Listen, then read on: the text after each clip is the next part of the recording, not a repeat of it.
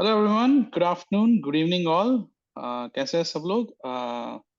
So we're bringing you another episode. We finally have named our channel. I think last time हमने channel का नाम नहीं बताया था. We are called Kautilya Podcast. Homage to the great Indian polymath, probably we can say India's first diplomat, Chanakya. उनका दूसरा नाम कौटिल्य भी है. So our focus is we want to talk about India and the world and all the things which happen in these across the planet. And it's three men living across the world's common man perspective on all the things happening around India and the world. That's the vision of our podcast. So without any further ado, I'll bring the crew in here. So we have Anant and Saurav. Good afternoon, good morning, or Hi good there. evening. Hey everyone. All right, let's get started. बहुत अच्छा तमाशा हुआ है महाराष्ट्र में, and you are just going to understand कि हुआ क्या है. As the Indian brown skin men, थोड़ा हम इंडिया के बारे में बात करते हैं. पिछले 10 days से मैं ये न्यूज़ सुन रहा था ना. I'm not understanding what was happening, but you get to hear all the news bites. Sharad Pawar's Bhatija, nephew, Ajit Pawar, it's like, yeah, I want to split and I want to join Modi government. Right, less than a year into your elections, and there was this whole hoopla on the Pawar saga. तो मुझे लगा कि we can maybe dissect a quick summary की, and I just wanted to understand कि हुआ क्या है. So Saurav, maybe you can, sitting in Hyderabad, give us a perspective कि what happened. I mean, And sitting does in that help? Hyderabad And does that help the BJP and Modi? yeah, I mean, it's whatever is happening, it's a kind of precursor to what's going to happen in 2024 and why BJP is kind of going all guns with respect to, trying to get MLAs from different parties. It's purely 2024 driven. As in, I know these are MLAs, but 2024 में जो हमारे parliament elections है, it's kind of linked to that. थोड़ी सी history बताना चाहूंगा just with respect to and it's pretty interesting. I think 2019 में when Maharashtra went for elections, it was fought with on two alliances. One was the NDA and the other was the UPA. UPA was basically your Sharad Pawar plus your Congress, and which was, I think, if I'm right, I know the last name was just Chauhan. I think he was the former chief minister of Maharashtra. So it was NDA and UPA, NDA, Shiv Sena and BJP, and UPA primarily NCP and Indian National Congress. So BJP and Shiv Sena won the elections, but Shiv Sena, I don't know. I mean, was it discussed with BJP before the elections that if they win X number of seats this time, Uddhav Thackeray is going to be the chief minister. But if you just look at the number of seats, and I can actually share my screen, I have just a couple of slides with respect to it. So if you look at it, the number of seats which were basically won by BJP, and if you compare that to Shiv Sena, Uddhav Thackeray had no business, in fact, asking for the chief ministership. Now, this is what transpired post, Shiv Sena basically left BJP. But if you look at it, BJP won 105 and Shiv Sena 156. Now, with what face Uddhav Thackeray was asking to be the chief minister, I mean, that's a question that needs to be asked to Thackeray group. लेकिन Thackeray group ने I think ये calculation कर लिया कि अगर हम लोग NCP और कांग्रेस के साथ में जाए. Wait, so NCP won 54 in 2019. 2019. This was a sure. Yeah. Okay. So if you, and I think Shiv Sena did this maths, and nothing wrong in it. अगर आप ये मैथ्स कर लें कि शिवसेना एनसीपी कांग्रेस अगर मिल जाए, how many seats do they get? They basically get the majority. Now they do, and that's what basically happened. Shiv Sena basically tied up with NCP and Congress. लेकिन अगर आप आइडियोलॉजी देखोगे, शिवसेना लोग बोलते हैं कि BJP is the right wing party, but if you just look at the history of Shiv Sena is actually the right wing party. The right wing party. Yes. Thank you. Absolutely. It's not the BJP. Shiv Sena is the right wing party of India, if I may say, the most extreme right wing party of India. And they have this history of Ram Mandir में भी participate किया है BJP वगैरह के साथ. So इनका alliance with NCP and Congress was something unforeseen. way back in 2019. But that happened. So it kind of talks about dynamics of Indian politics. So when it comes to power, anything goes. Because you can never imagine Congress. You can think of NCP, although NCP is nothing but a sub-root of Congress itself. But you can never imagine Congress joining hands with Shiv Sena. But it happened in 2019. उसके पहले just 3 दिन, I think it just lasted for 3 days. Just a precursor to when MVA, which basically is your Shiv Sena plus NCP and Congress, when they finally decided to join in 2019. इसके 3 दिन पहले there was another fiasco which happened. I don't know if you guys can recollect. 3 दिन के लिए BJP and NCP, which is also another interesting thing. BJP and NCP, if you just do the maths, 105 and 54, it is 155. It's more than the majority of 144. They claimed to form the party. और 3 दिन के लिए they basically were in power. और उस time पे, and this is where it gets interesting. Ajit Pawar, who right now is kind of revolting against the Pawar faction of NCP, he was made the deputy chief minister. But it only lasted for 3 days because Supreme Court वगैरह का कुछ ruling आ गया था, and that entire thing had to be dissolved. And then you had this 2019 formation, where you basically see 168 seats, where Shiv Sena, NCP, INC, basically formed a party together known as MBA, which is Maha. I think Maha Khichdi something. Some with Maha with yeah, what do you call MVA it? something, yeah. MVA. Right. Some I forget. Yeah, some Hindi word that's very difficult for me to interpret right now. So yeah. So this happened in 2020, and see, I think there were no precursors or there were no indications until last week that something of this magnitude is going to transpire. It's something like, okay, you slept, Yeah, it's called the Maha Aghadi. Maha Aghadi, yeah, Aghadi. So you basically slept with MBA being in power and Mr. MBA being in power with Uddhav Thackeray being the chief minister. Come 2022, you just get a news, Mr. Eknath Shinde, who is also a part of Shiv Sena, he basically alienates and takes away certain factions of Shiv Sena, which I think is 40 number. I don't have it, that slide with me. Maybe you can just you guys can just correct me if I'm wrong. 40 of the 56 MLAs basically moves over from Shiv Sena to BJP. And then you have an NDA alliance, which basically gets formed in 2022, if I'm right. So now you have NDA where you have Shiv Sena, what you want to call that as Shiv Sena 1 or Shiv Sena 2, because it's still an ongoing sort of a case in Supreme Court.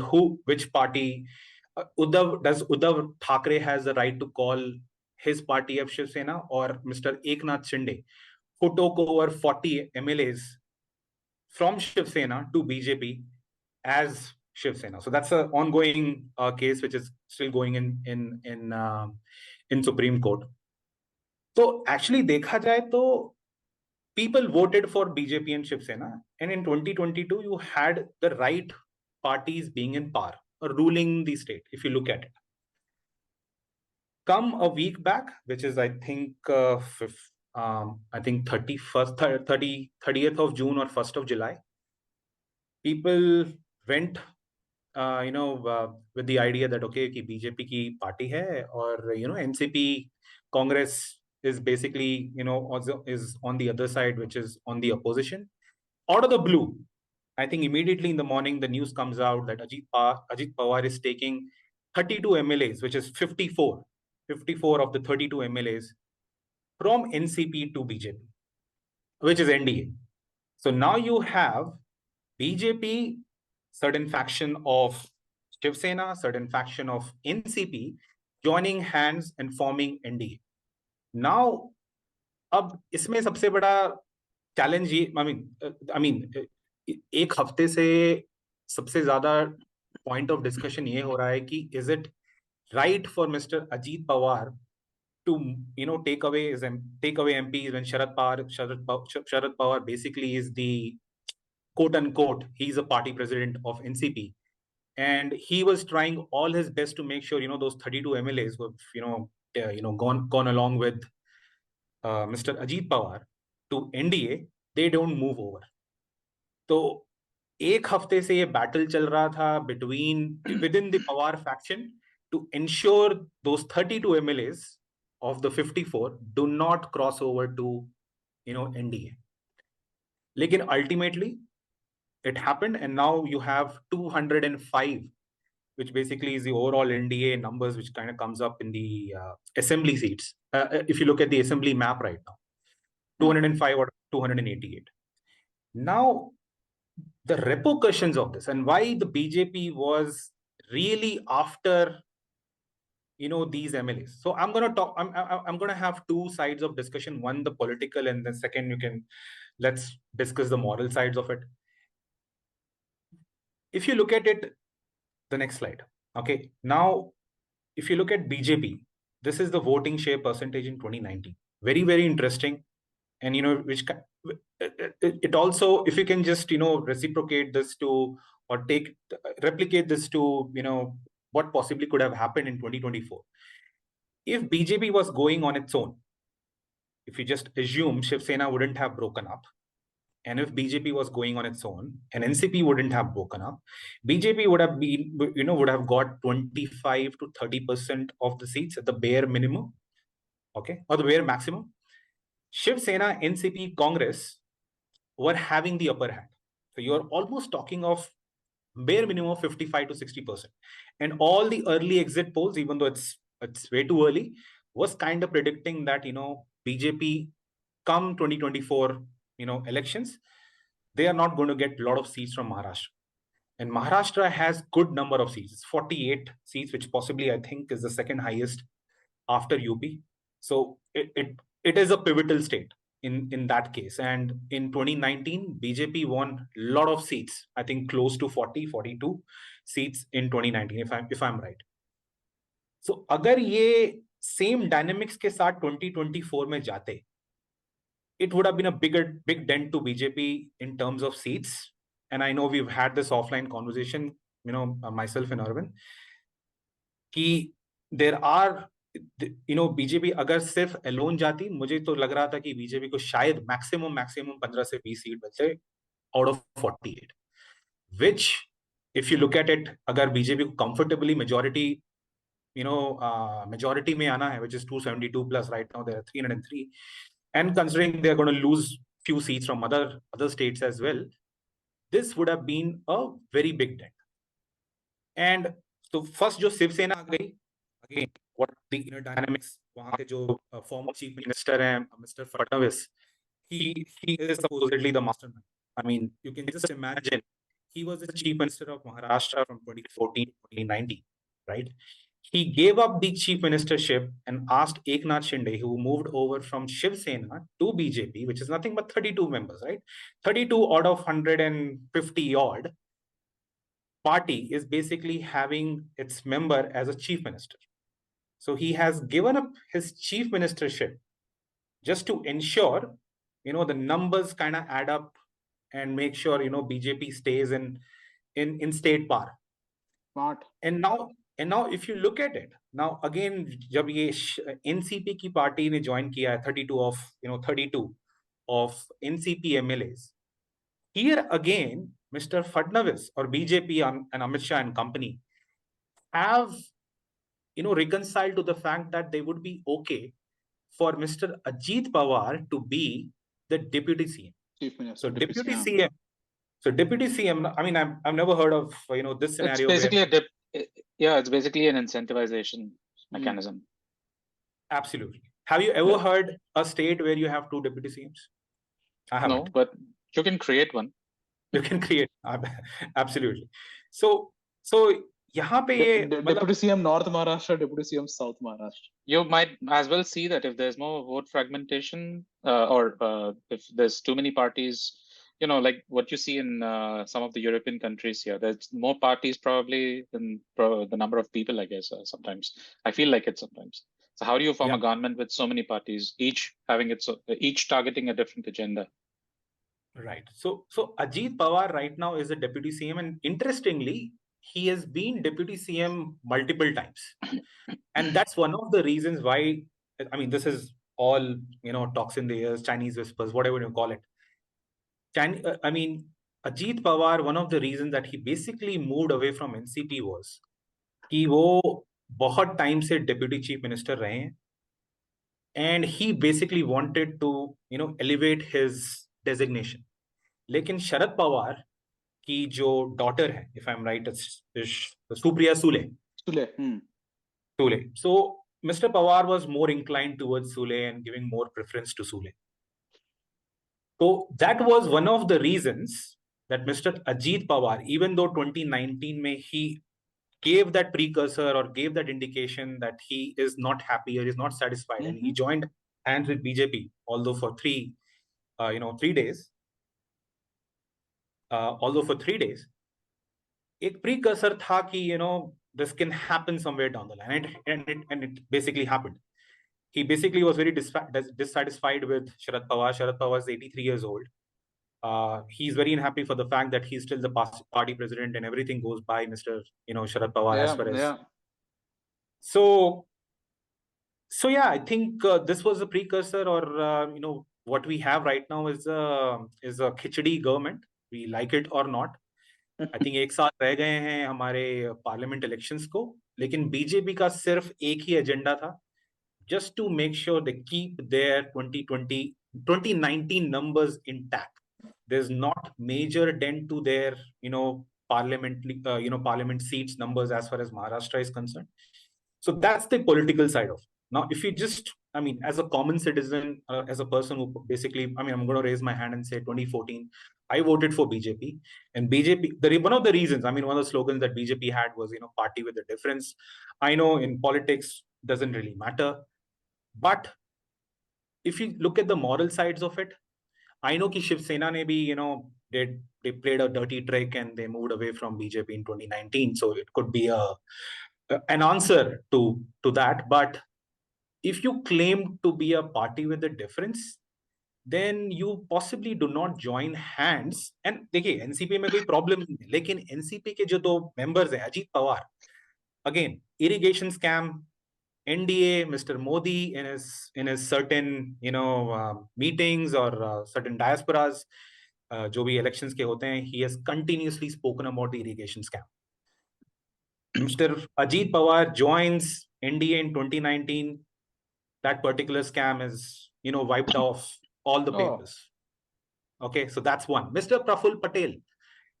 Mr. Praful Patel is one of those iconic figures where BJP fought in 2014. क्या था वो corruption वाला जो भी case था Congress का. One of the reasons why Congress lost, barring whatever happened in Delhi with whatever that rape case had. One of the reasons that Congress lost was primarily on the issue of corruption, which seeped through various ministries. And Mr. Praful Patel also has, blood on his hands, not literally, but as far as corruption is concerned.